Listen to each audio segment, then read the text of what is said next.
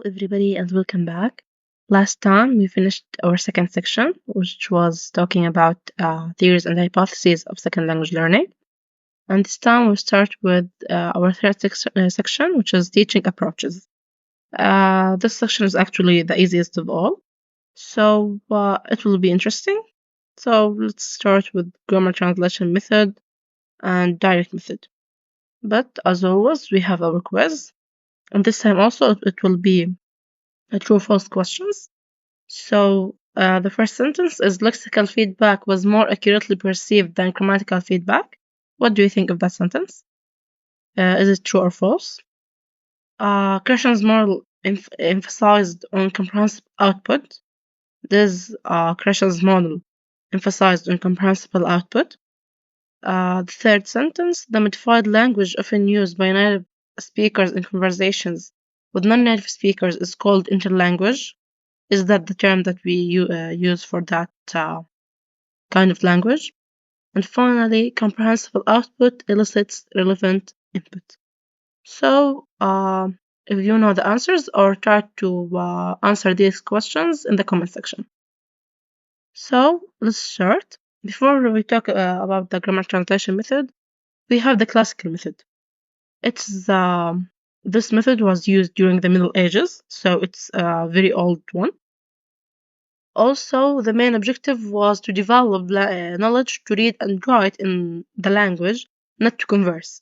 So they focused on reading and writing, but they didn't focus on the conversation skills or the use of the language in daily life. Little or no attention was given to learning the pronunciation of the language.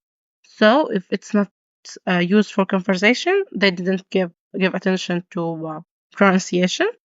Also, the focus of teaching was on grammatical rules and memorizing lists of vocabulary, as well translating text from the target language into the L1 and vice versa. So they focused on grammatical rules, so grammar, memorizing lists of vocabulary. So they had lists of vocabulary and memorized them. Also, translating texts from the target language to L1 and vice versa, from L1 to the target language. So their focus was grammar, vocabulary, and translation. So the emphasis on grammar and translating of sentences evolved into what came to be known as the grammar translation method. So grammar translation method is newer than classical method, but it came as evolving of the classical method. So we have characteristics of grammar translation method. First of all, classes are taught in the mother tongue with little active use of the target language. Actually, the grammar translation method is so much like the method that used in our classrooms in schools here in Georgia. So most of the time you are taught courses or classes in our mother tongue, in Arabic. Also, much vocabulary is taught in the form of lists of isolated words. So we are not taught vocabs in terms or in sentences in context. We are often taught vocabulary in forms of isolated words. So it's like in a schedule or like in a table. We are taught the vocabulary and its meaning. A long, elaborate explanation of the intricacies of the grammar are given. So intricacies are details. So they explain and elaborate a lot on the details of grammar. So not just like the general rule, but we are taught the details of the grammars. Also, reading of difficult classical texts is begun early. So there are much focus on reading comprehension of classical texts, and they are most likely difficult, even in early stages. Little attention is paid to the content of texts, which are treated as exercises in grammatical analysis. So even when there are texts, they don't focus a lot on the content of these texts. So the focus is on grammar. So these texts are treated as exercises to master grammar. Often the only drills are exercises in translating disconnected sentences from the target language into the mother tongue. So the drills or exercises are translating disconnected sentences, so sentences like isolated sentences, from target language into the mother tongue. Little or no attention is given to pronunciation. It's the same in classical method. Little to or no attention is given to pronunciation. So pronunciation is neglected. There is no need actually to write the weakness of this approach or this method. It didn't give any role to oral production, or there is no teaching how to communicate and converse in the target language. Then we have the second method, which is direct method.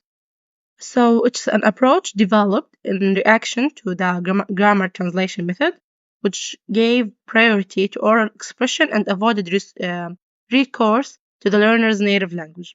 So it's like the opposite of the grammar translation method. It focused on oral expression and avoided recourse to the learner's native language. So it's taught in the target language.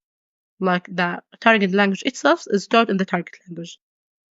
So the characteristics of this method.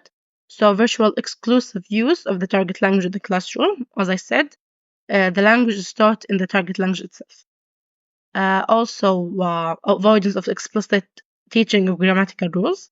So even though they learn grammar through dialogues and conversational exchanges, like in the third point, it's not taught explicitly. Like they are not taught this rule is like a subject plus verb plus blah blah blah.